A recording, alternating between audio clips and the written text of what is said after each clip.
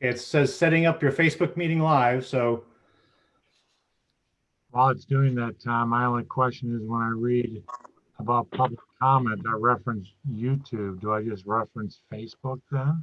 yes. Okay. Okay. It says we are live on Facebook.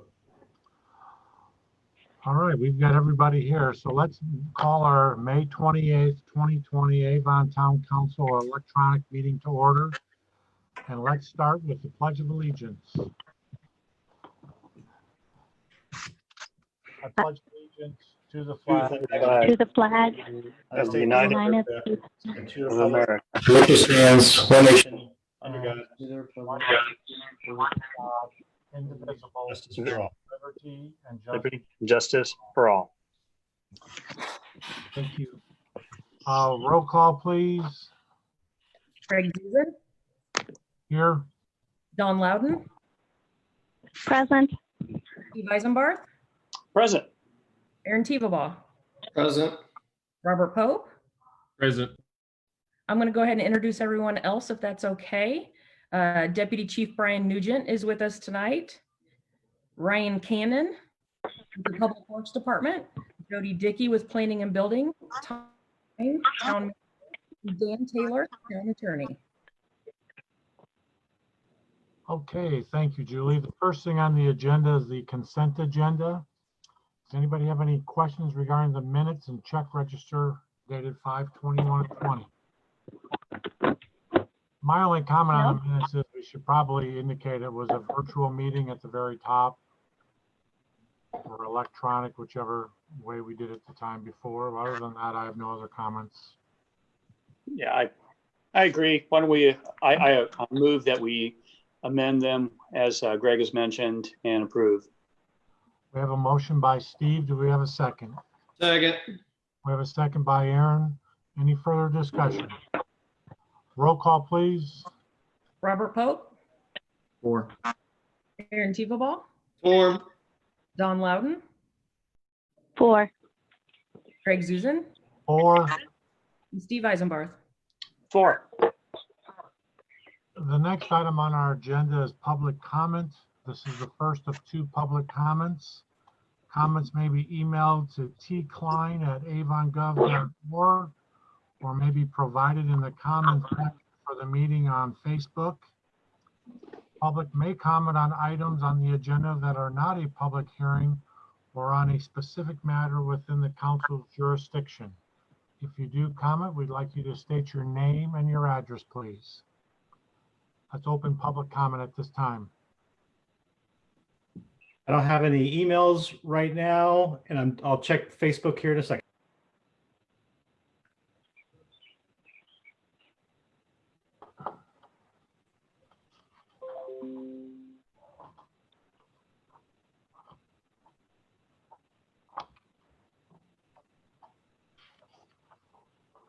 We do have a few people watching.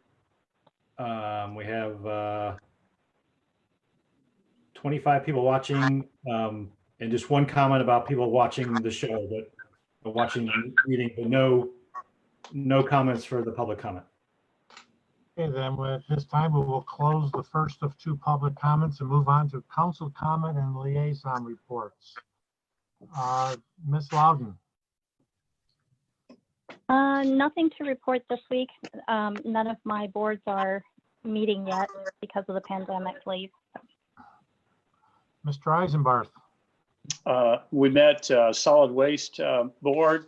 We met on Tuesday morning at the county office, and interesting drop-offs to recycling are up 35%. Sounds like all our residents are out there and appreciate the open sites.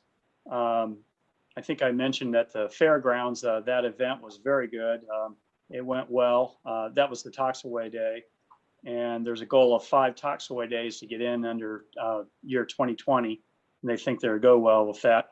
They approved the lease with the town of Danville for a 2-year lease, $1,200 a month. And then also the community grant recommendations was approved. Next meeting's end of July. That's only one that I had that met. All right, thank you, Steve. Mr. Teevabaugh. Yeah, a couple quick things. I'd just like to thank the Parks Department for all of their work and keeping our parks open and looking amazing throughout this time. I know they've been doing that from go. And this last couple of weeks, I was out and about and got to talk to a few people who are very excited about that and always complimentary on that. So I appreciate their work. Also working with Tom and Assistant Chief Nugent right now on getting the DISC and Q6 training to move forward. So we should have some dates in probably maybe mid-June and possibly July for those. Thank you, Aaron. Mr. Pope. Thanks, Greg. Just a couple from APD. So this one I thought was great in conjunction with Brownsburg and the Brownsburg PD and the DEA. APD has set up an equitable sharing account so that we can receive some of the proceeds from forfeiture. I thought that was just an excellent collaboration effort. APD has shared some of their great experience and leadership with ACSC and their interview process. So them kicking off their Avon School Police Department is being led in the right direction. And our new officers have completed their firearms training. I apologize. One more. We did finalize picking up the Tahoe for our new K9 officer. That's it for me, Greg. Thank you, Robert. I did meet with Brent Benge. Brent is the Harvest Landing developer. I think we had all gotten an email from Jody regarding his interest in that property and spent 45 minutes with him listening to what his thoughts and what his vision is. Other than that, that's all I have. Then, I also wanted to let everybody know that John Taylor, our Economic Development Director, is also on this call as well. So sorry, John, we missed you there. Next item, there is no old business, so we'll go to new business. And the new business is reviewing capital projects for food and beverage tax and edit funds. Mr. Cannon, would you lead us through that? I think Tom's going to lead you through edit, and then I'll lead you through food and beverage. Okay. So if you recall at the last meeting, we went through the capital funding plan and the sustainability analysis. And there were two funds that we were showing that we needed to do some reduction in to get the fund balance up. And so that was the edit fund and the food and beverage tax fund. And so we were tasked with providing some recommendations to the council for both of those funds. And so for the edit fund, you should have in your OneNote packet a spreadsheet that shows a recommendation to cut capital projects by $157,000. And then also there's a note on the bottom that says that we would recommend not budgeting $300,000 next year for the Gateway project. If we do those two actions, our fund balance goes from, estimated fund balance goes from $740,000 this year to $897,000. And then next year, our fund balance, instead of being $170,000, would be $630,000. So it allows us to build up the fund balance to a higher level than otherwise would have occurred. Any questions for Mr. Klein regarding his presentation? With no questions in, we'll move on to Ryan, and you can kind of bring us up to date on the food and beverage tax, cash flow, and project cuts. Yeah, so what you guys have in front of you, or what's attached in your packet, your OneNote packet, is a copy of the Form 1, what we call the Form 1, which is the budget form that we submit to the state for the food and beverage fund. So you'll notice there's a column that says total estimate, and that's the budget that the council approved. And then in the items column, I made notes of what I reduced. I won't go through all of them. If you guys have questions on them, feel free to let me know. A couple of things I'd maybe like to highlight, a couple of the larger ones, just so that you guys are aware that we wouldn't be doing these. If we get down to the character 3, the miscellaneous consulting, we had $50,000 in the budget to update our bike and pedestrian master plan. So we will probably delay doing that And so that saved us about $50,000. There is the possibility that we could still start that maybe later in the year and just finish the update next year, depending on how we see the food and beverage revenue come in as the year progresses. I think probably the big one, you'll notice if you get down to the debt service, this was reflected in the cash flow that Greg covered with you guys last month, which is we've proposed delaying the park improvement bond that we were proposing to do several improvements at several different parks. That reduces an obligation of us to spend about $240,000 on that bond payment. And so we've pushed that back. And then there were a few capital improvements then as well in your character 4 that I wanted to point out as well. I think we talked about it last month. We had some money, we had about $100,000 in for paving the south parking lot. We're going to reduce that. I've been in conversations with the Army Corps on the White Lick Creek County Road 625 East partnership to do the bank stabilization. They do not expect the construction to start this year, but they would like us to make a contribution to the design this year, which is going to be $90,000.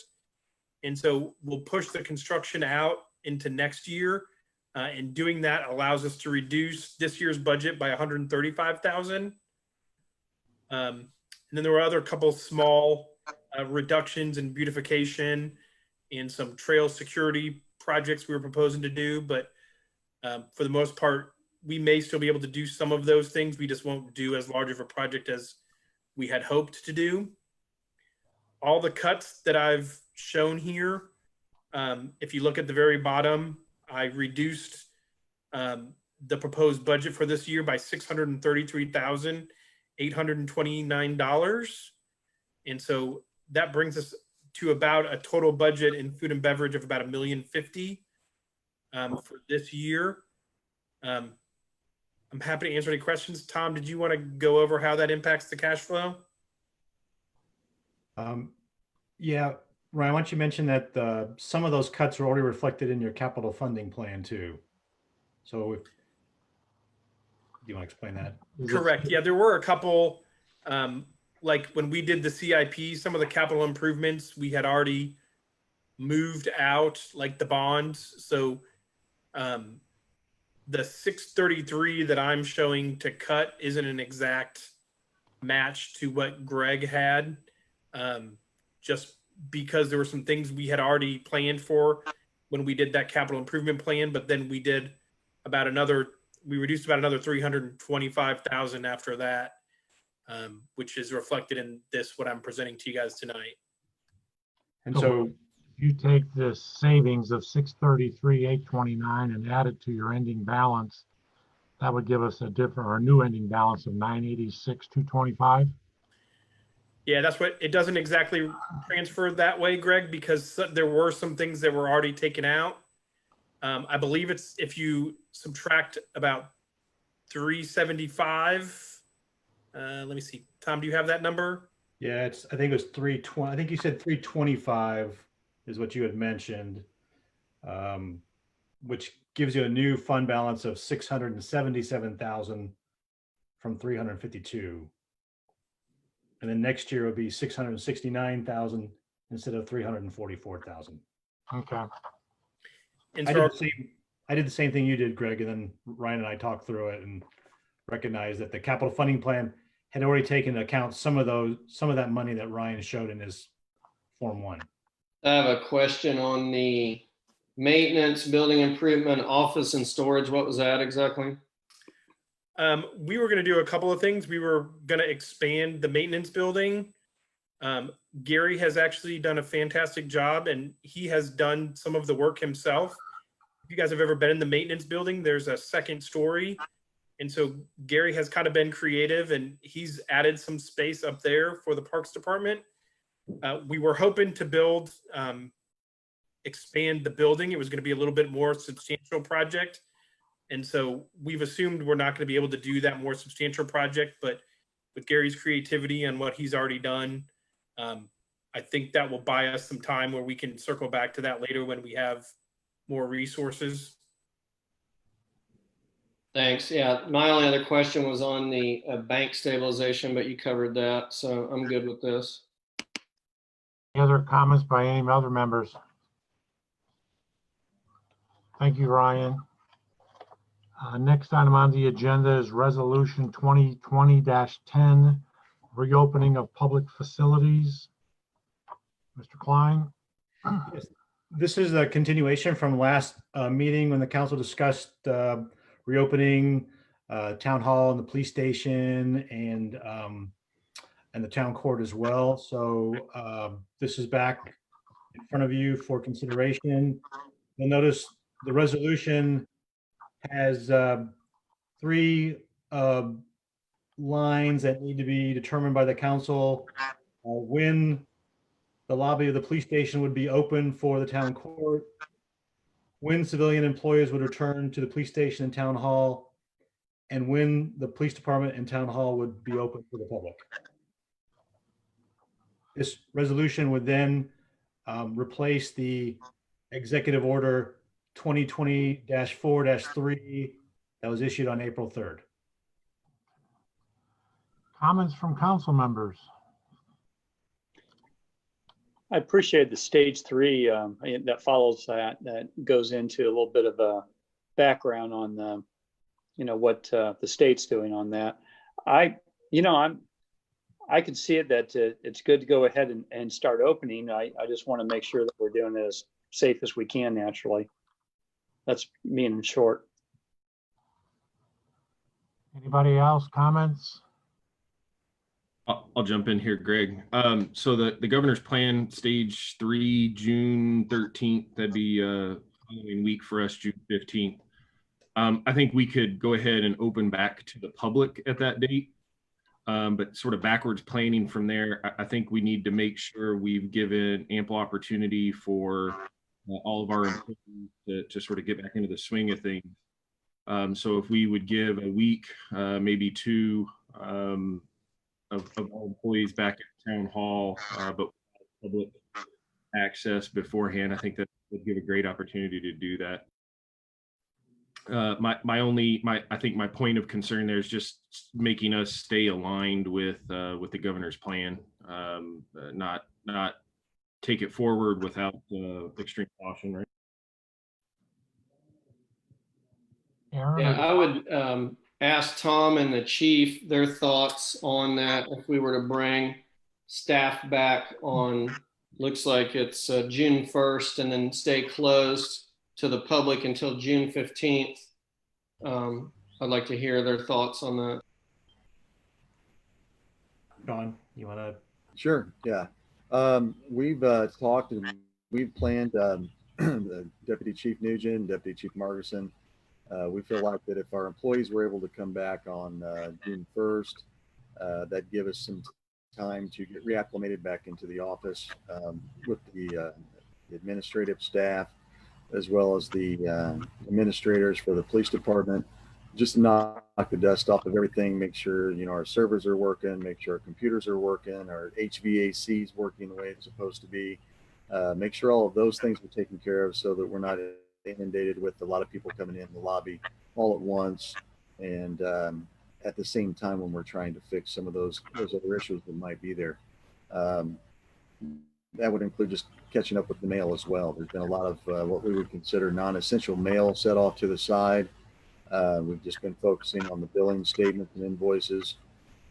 This will allow our administrative staff to go through all of that and catch all of those items up, as well as some of the emails and so forth, without being inundated with sudden rush at in the lobby.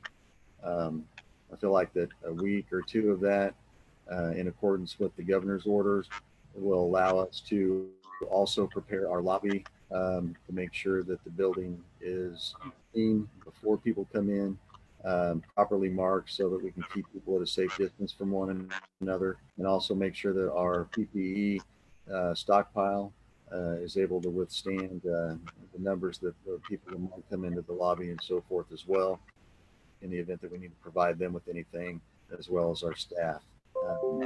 And as well as making sure that everything's clean and sanitized before, after people come into the lobby. So I feel like that's been our plan the last several weeks. We've kind of come up with, and spoken with Tom on this, and it sounds like they're on a very similar page. So I'll turn it over back to you, Tom.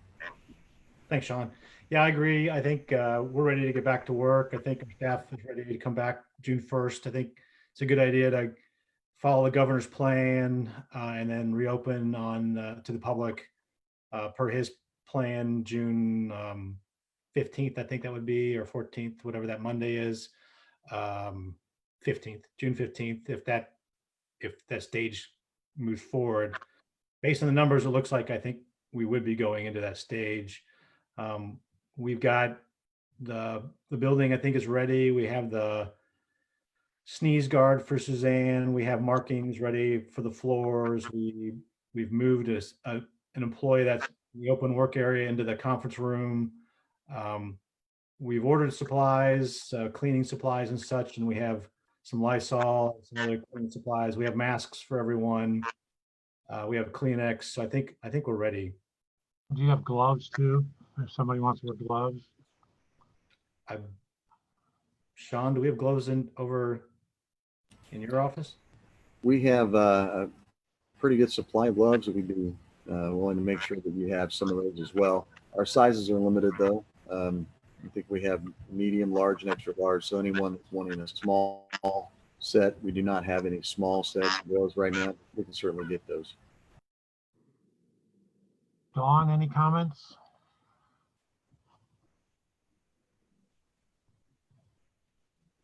She may be muted. You're on mute, Dawn. Yes, I agree with what's been said so far. I did speak with both Chief Stoops and Tom this morning or this afternoon, spoke with Mr. Taylor, and I'm certainly on board with staff returning 6/1. I think it's really up to every employee to determine if they're okay to return at that time. You know, from an at-risk standpoint, we want them to tell us. We don't want us to tell them. Tom, you had also mentioned when we talked about it, and by doing that, let me say, we're going to meet and follow the CDC guidelines. So the information that Sean talked about, the information that Tom talked about, we're going to follow those guidelines. But I think as well, on a daily basis, Tom, you said we're going to ask 3 questions and take the temperature of every employee as well. Why don't you cover that?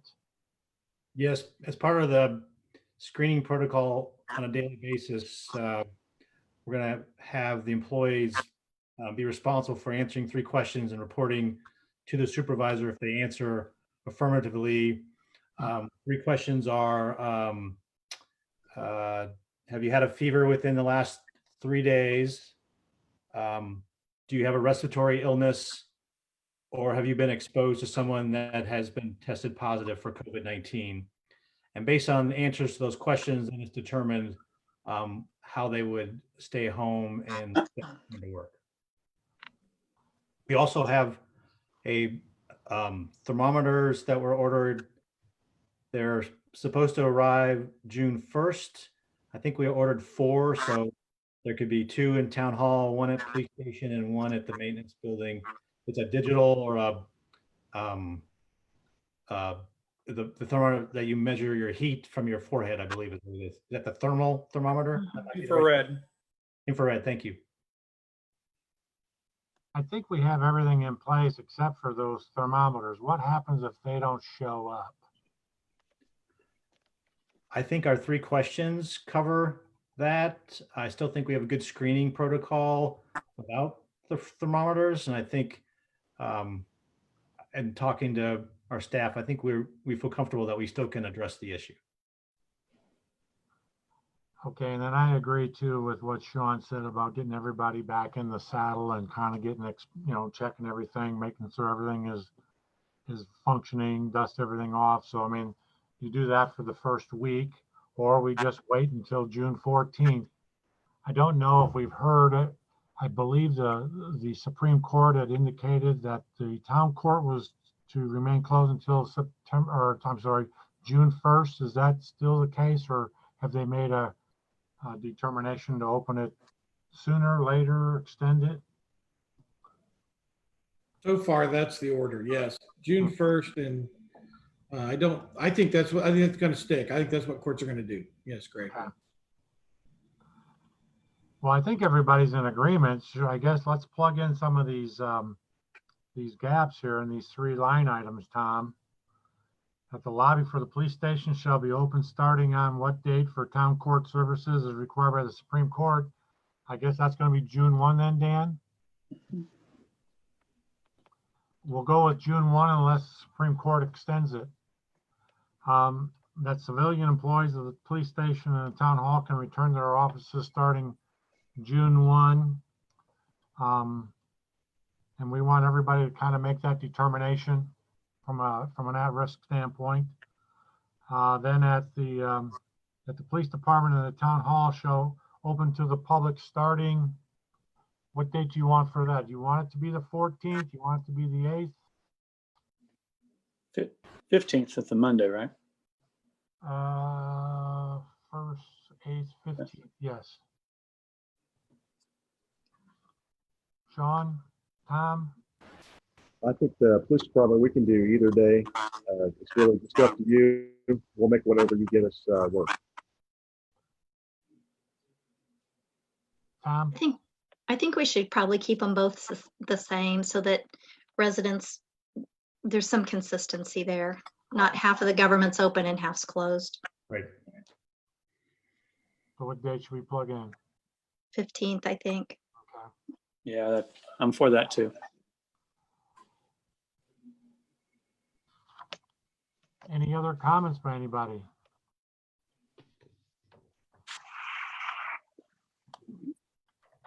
Well, I can summarize this. I'll just read it. I guess I'll kind of make the motion then by reading it. To approve resolution 2020-10, reopening of public facilities, that the lobby for the police station shall be open starting on 6/1 for town court services as required by the state Supreme Court. That civilian employees of the police station and the town hall can return to their work at their offices starting 6/1. That the police department and town hall shall be open to the public starting 6/15. And that the town hall, park playgrounds, and public restrooms shall open when allowed by the governor's plan. I'll second. We have a motion by myself. We have a second by Steve. Is there any further discussion? No. Roll call, please. Robert Pope, 4. Greg Zuzen, 4. Aaron Teveba, 4. Steve Eisenbarth, 4. and Don Loudon. 4. Thank you, everybody. Next item on the agenda is resolution 2020-11, infectious disease preparedness and response plan for COVID-19. Within your packet, we have a plan, we have the OSHA guidelines, and we have the governor's guidelines. Any comments, thoughts, ideas on that resolution?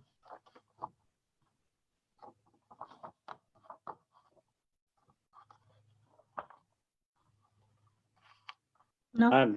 Nope.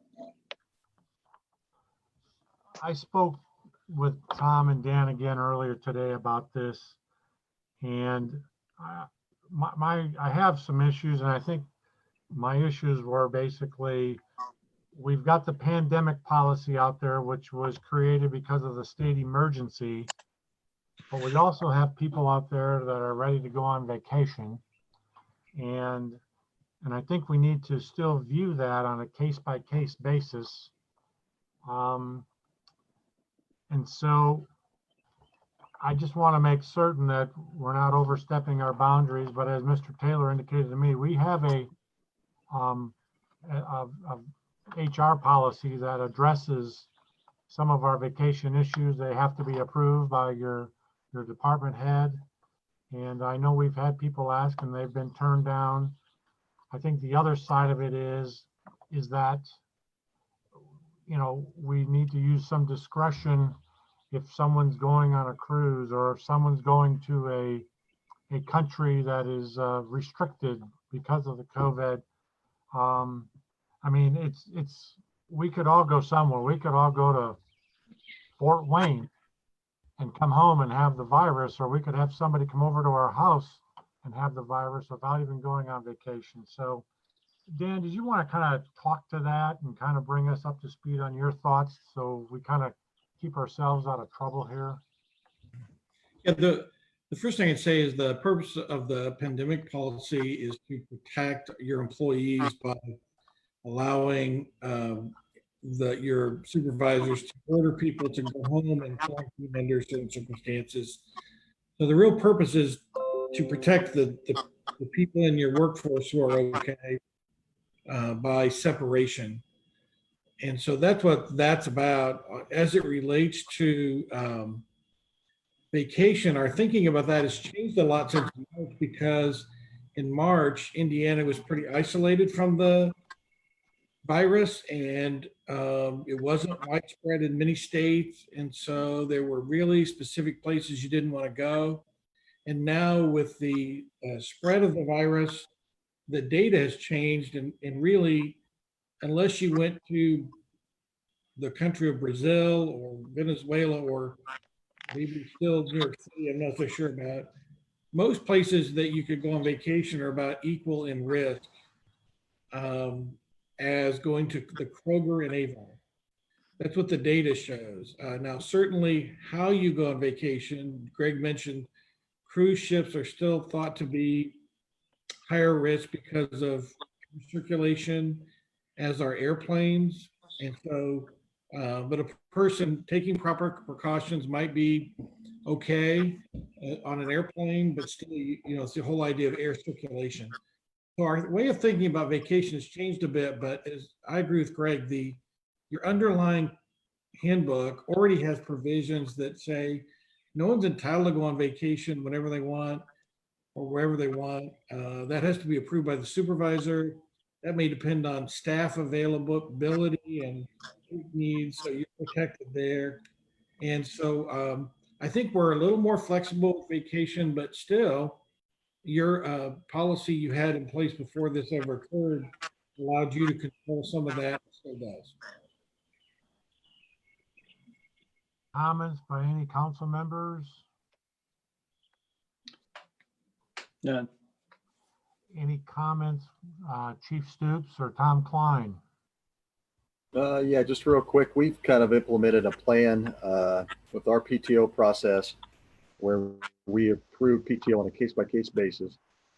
And that also includes the employee is required to begin monitoring their temperature and documenting that, providing that to us at least no less than 3 days before their first day that they're to return to work. The data that shows us that CDC says the best way to figure out if someone's going to come up with this virus is a temperature over 100 degrees. So if they're due back on Monday and they're on vacation until Saturday, they should really start taking their temperature on Friday and do that all the way through Sunday, provide that to us and show us that they're fever-free, and then they can return to work. We feel like if the pandemic leave policy is exhausted at that point, and they do have a fever, then they would be required to use additional PTO or sick leave until they're well enough to come back to work. John, Tom Klein, any comments, follow up? Yeah, just a quick summary of this policy. It's been created as a result of OSHA establishing guidelines, excuse me, regarding COVID-19. And so the framework of the policy follows the OSHA guidelines almost by section, and then also incorporates the governor's recommendations as well, so we can be in compliance with OSHA and any other safety regulations that we have from the state.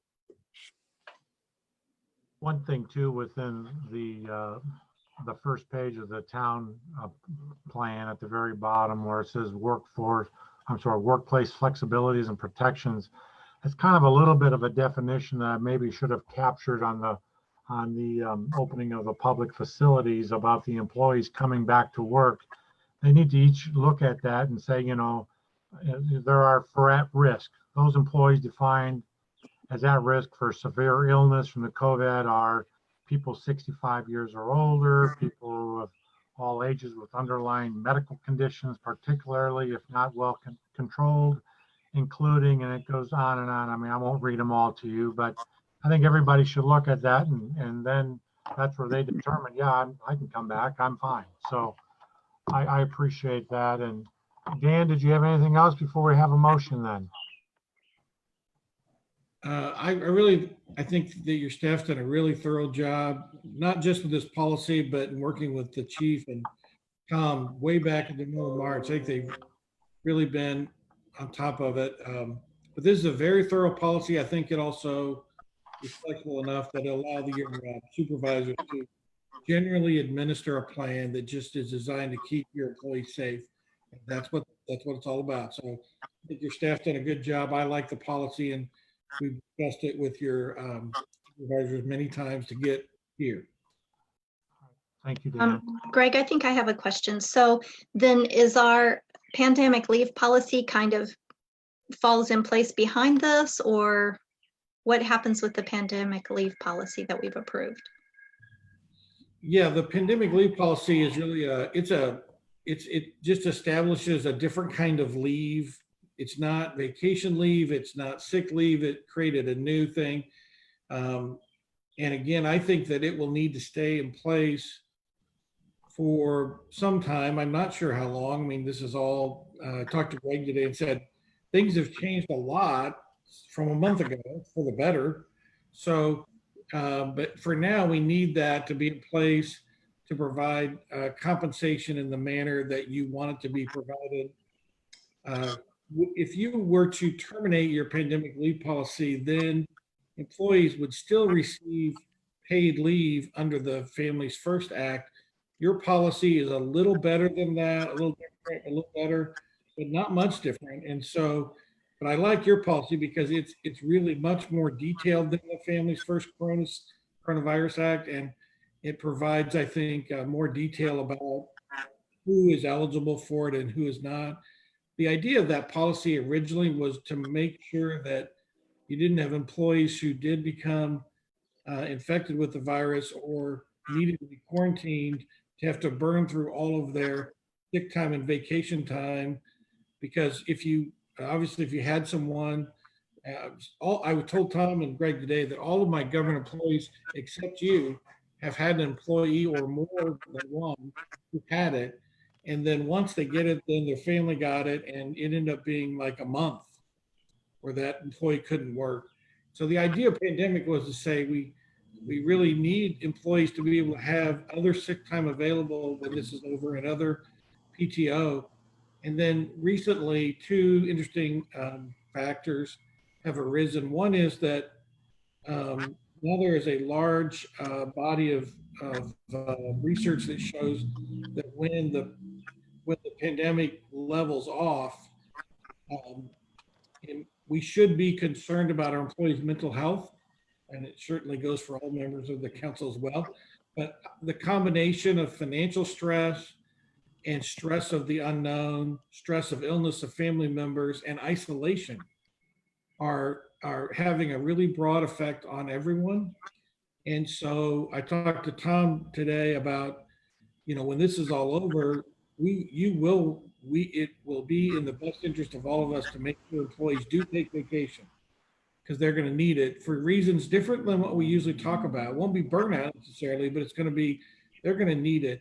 Second factor that's makes your policy so important is that even though we see numbers about testing, we see numbers about positive cases and deaths, what we don't see that the IU Health Fairbanks study made clear was that in Indiana, the number of people who have COVID who are asymptomatic is about 44%. Mm-hmm. That means that we were only testing people who were very ill, not even people who were just ill, but very ill, on their way to the hospital usually.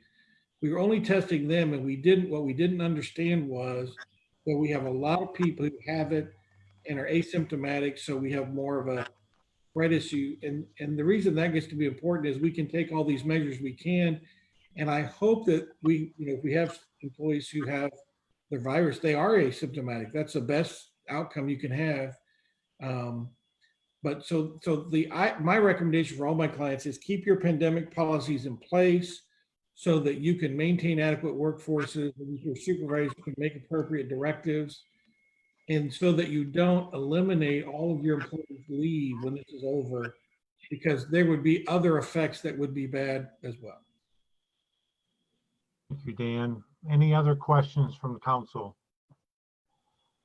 If there are none, I need a motion to approve resolution 2020-11. I'll make a motion that we approve resolution 2020-11 as written. Second. We have a motion by Dawn. We have a second by Aaron. Is there any further discussion? Roll call, please. Don Loudon, For. Greg Zuzen, 4. Robert Pope, 4. Steve Eisenbarth, 4. Aaron Tebow. 4. Thank you. Next item on the agenda is resolution 2020-12, establishing minimum fund balance targets for certain funds. Just to let you know, I had a conversation with Tom, and my comment to him was, I don't feel comfortable. I'm not saying this isn't a good idea, but I said, I'm not comfortable in creating a resolution to have a minimum fund balance. And if you remember just earlier in our agenda, Ryan and Tom went over the edit funds and the food and beverage funds, and those balances were all going to be under the recommended minimum fund balance target. So to me, I'm like, if we approve this, it's like violating your policy. And so Tom did check with Charlie over at FSG, and he said there was really no reason to do it now. I mean, I get it, it's important, but I think if we use it more as a guideline without creating a resolution, I think it does the same thing. And then maybe when we do go to the open market for bonding purposes, maybe we address it at that time. But I just didn't feel comfortable in creating a resolution that we knew going in we were in violation of it. Those are my thoughts. Anybody else? Well, I would agree with you. I mean, we don't want to make policy that we can't adhere to, but aren't we going out to the bond market right now, Ryan, for 100 South? We're going to, but we do have a little bit of time. You guys wouldn't have to do it right now. It will probably, the earliest we're probably going to the open market is probably end of July or August. So I think you guys have some time if you want to think through it and talk with Greg some more about it. Okay. Wouldn't we, I thought we would go out next year, not this year, if we decide to do our 2-tier process we talked about? Yes, we've given Greg that flexibility to make that decision. And so it may be as late as next year. We've said by April 1st. And so Greg, remember, asked for as much flexibility depending on what the market was like and what they were seeing out in the financial market. So it could be as early as end of July or August, or it could be as late as April of next year. So Greg had asked for that flexibility. Any other comments for council members? Robert, Steve? Yeah, I'm curious about how it might impact our credit rating if we don't do it. If we put it out there, it appears that it would really, help us as far as our ratings. So, Tom, maybe if you can answer that. Yeah, the resolution was Greg Garitas's recommendation. I think the key one really is the TIF fund. The other ones I think were just mostly funds that we felt like should have some guidance on a minimum fund balance, but the TIF fund is probably the key because that's where the bond is coming from. I did speak to Charlie at FSG, as Greg mentioned, and he did say we have time to do this. He did also say that they want to review the recommendations too, because it's changing as well with the reviewing how revenues coming in and such. So the recommendations may be different as well. So I think Greg's suggestion is a good one to wait for a little while. So Yeah, where do we stand right now with our TIF fund? Where are we close to the 40% that's written here in the resolution? So let's see, I got it here. You're way over. We are way over. Yeah, if you recall, we're going to spend a lot of cash on the 100 South project. Mhm. So I think we've got about a $10 million fund balance right now. So in our annual revenue, if I recall, Tom's about 3.2 million. So we far exceed that 40% of revenue right now. And the concern would maybe be in the out years, once we do make that large cash expenditure, that it may show in those out years, Dawn, that we may dip below that 40%. so right now we have $10.9 million in fund balance. I think the TIF recommendation is 40%. I think it's like it's $1.2 million is the minimum fund balance. And I think even with doing the bond and using cash, I think we still stay around $3 or $4 million of each year. So we're above our minimum.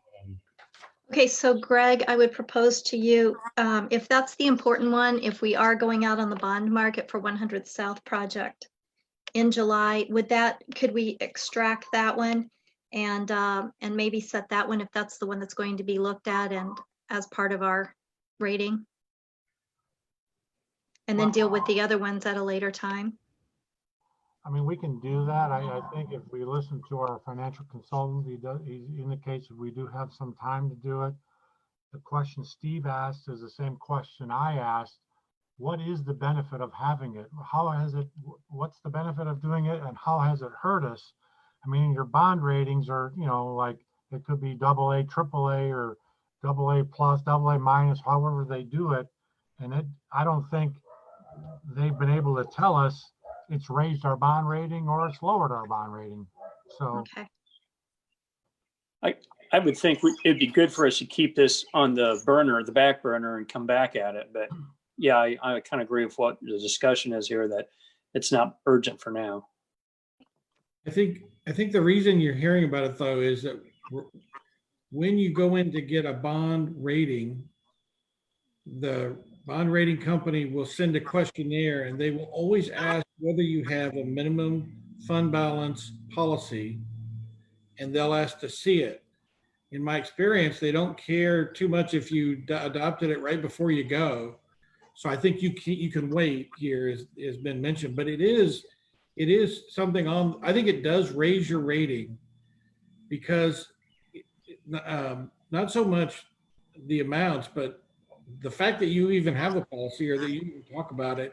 You guys talk about this a lot. You have a sustainability analysis, and you probably 4 times a year or so you talk about fund balance.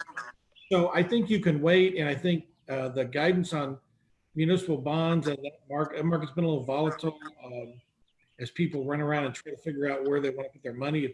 It's been a little crazy lately, but I think that I think there is benefit, and so I think it's okay to wait. But just remember, it probably does raise your rating to have a policy that saves you money because it lowers the interest rate you have, and so.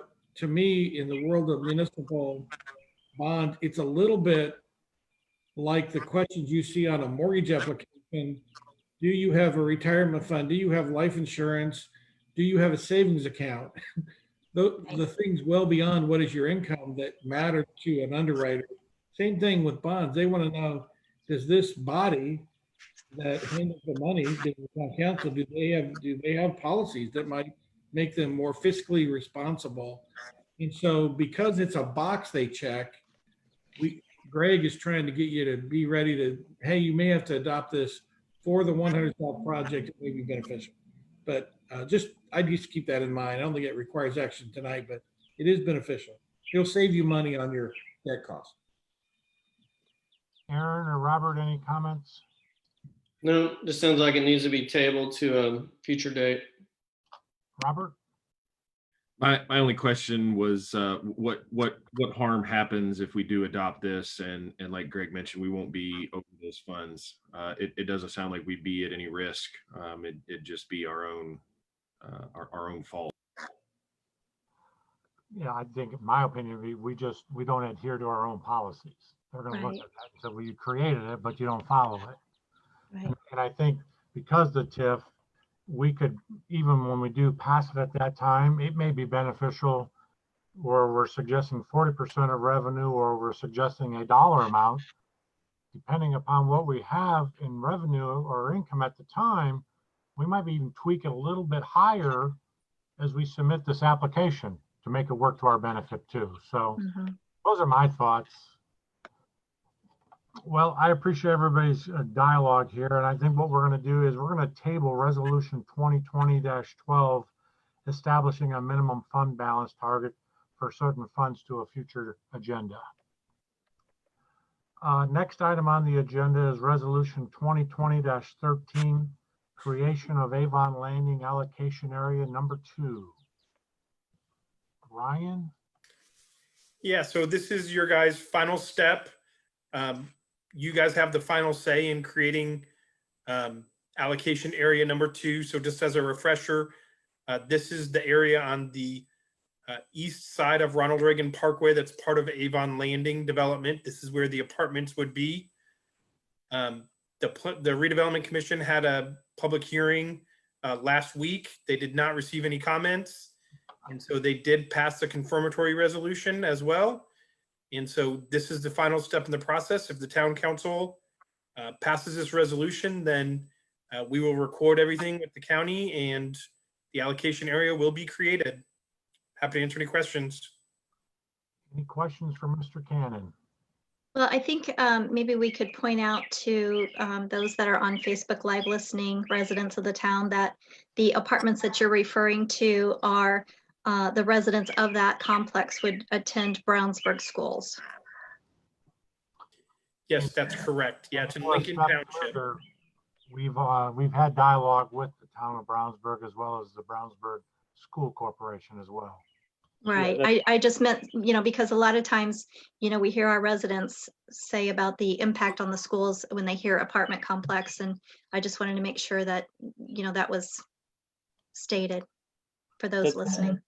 That's good, Don. And also the location being just immediately south of the B&O Trail on the east side of Ronald Reagan, just so people have a vision. I mean, we've seen this thing over and over, but it's good to understand that.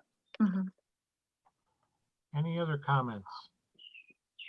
Would somebody like to make a motion, please? I move we accept resolution 2020-13 as presented. We have a motion by Mr. TV Baugh. Do we have a second? I'll second. We have a second by Ms. Loudon. Is there any further discussion? Roll call, please. Aaron Tevabaugh, 4. Robert Pope, 4. Steve Eisenbarth, 4. Don Loudon, 4. Greg Zuzen. 4. Next item on the agenda is legal counsel comment. Mr. Taylor. We have worked with your staff on the new laws that take effect July 1st, and I believe that we will just have one ordinance, maybe 2 ordinances coming through. No substantial changes this year, but you should see those ordinances introduced at your next meeting, and then we want to get them adopted before July 1st. There are several legal changes that have to do with just how we do business, and we have already prepared memoranda to your staff, to the appropriate departments on how they comply with the new law. But there's just a couple changes that will require your action. So we'll have that ready for you in June. Thank you. Thank you, Dan. Public comment. This is the second of 2 public comments. Comments may be emailed to tklein@avongov.org or may be provided in the comments section for the meeting on Facebook. The public may comment on items on the agenda that are not a public hearing or on a specific matter within the council's jurisdiction. If you would indicate your name and address, please. Public comment is open at this time. I just checked my email. I did not receive any emails, but I do have comments is a little awkward here, so I'm just going to read them. One person named David Von Cannon just says, "Hey there." And Krista Ewing says, "Thank you for the transparency. I hope this viewing option continues after all is settled." And that's all I have. Good feedback. Well, thank you. We will be videotaping or live streaming all of our future meetings at the town hall, all the cameras in place, and the only people missing are the participants. So, Yep. okay, next comment is council comment. Does anybody have any comments that they'd like to share? Nothing that I can think of. I have two things. One of them is, Tom, maybe expand or expound upon solicitors. We've had a lot of people, if you look in social media, concerned about solicitors not knocking at their door, where they have signs up, or even the time of night, no identification. Can you kind of just give us a recap of what the process is? Sure. And Julie, help me if I miss something. If you're a business and you want to canvass door to door, you need a permit from the clerk treasurer to do that. And the purpose of the permit is to do a background check for each person that's canvassing. If they are walking around town without the permit, they're not allowed to do that. So if residents can ask a canvasser to see, they can ask to see their permit, and it should have their name on it, and it should have the town of Avon permit. If they don't do that, you can ask them to leave, and you also can put a no soliciting sign on your door, which they're supposed to follow and not come to your door. A no soliciting sign at the entrance to a neighborhood by state law does not count. You have to put it at your door. I should also note that if a canvasser inside the town presents someone with a Hendricks County canvasser's permit, that does not count inside the town of Avon. That is only for canvassing in unincorporated areas, but not in the town of Avon. So you should ask the canvasser for the town of Avon permit, not the Hendricks County permit. And if they don't have that, then you don't have any obligation to talk to them. Right. And then just to recap, last meeting, we had somebody talk about taxing and raising the taxes, property taxes for apartment buildings. And Tom, you were able to go out and get information. And I think what we're going to do now is put it on our website, you know, with property tax caps. What is the 1%, 2%, 3%? And you also had information about the number of students that apartments create for the Avon School Corporation.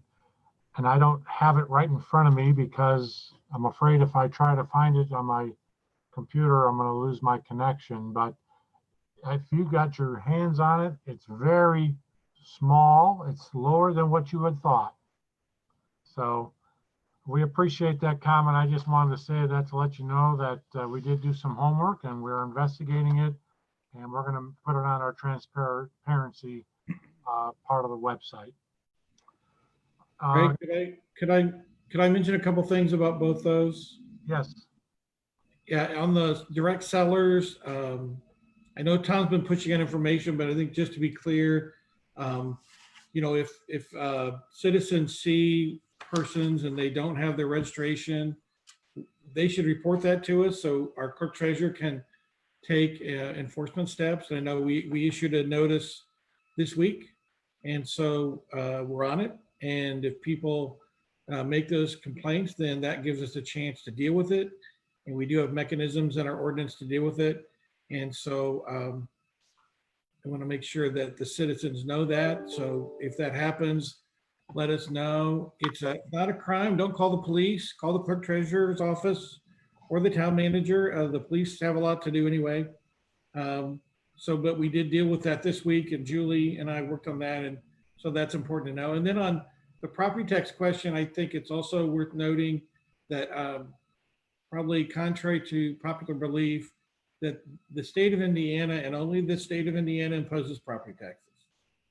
That when you all adopt budgets, that's a recommendation to the state, but you don't set tax rates. You don't determine how different properties are taxed. You don't do assessments.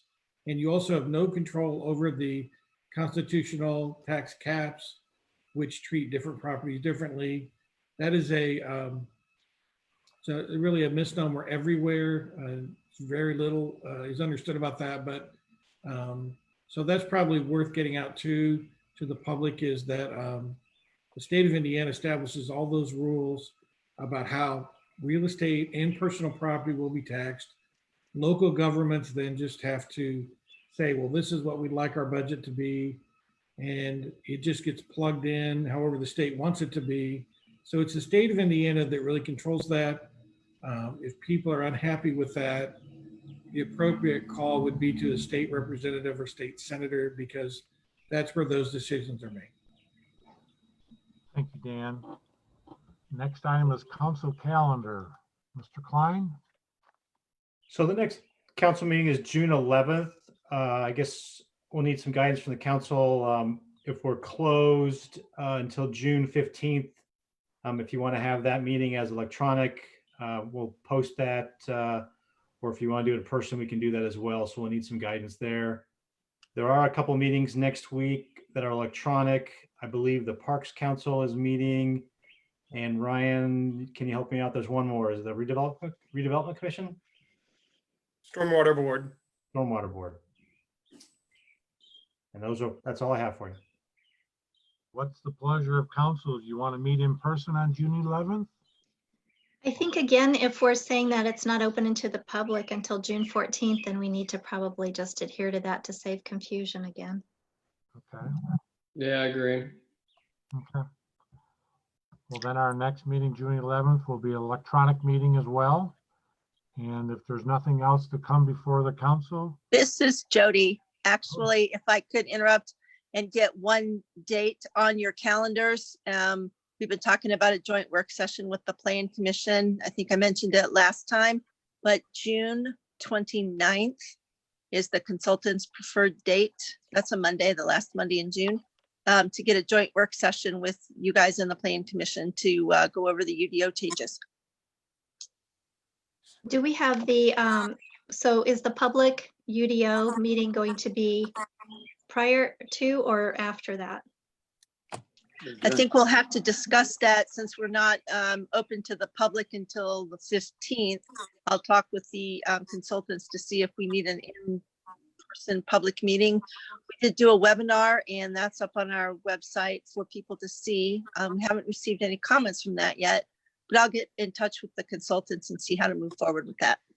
I mean, for me personally, I would like to hear the public comment prior to us meeting, so that, you know, that might influence our decisions in some way or impact our decisions in some way, or at least we're getting feedback from the public at that point. Sure.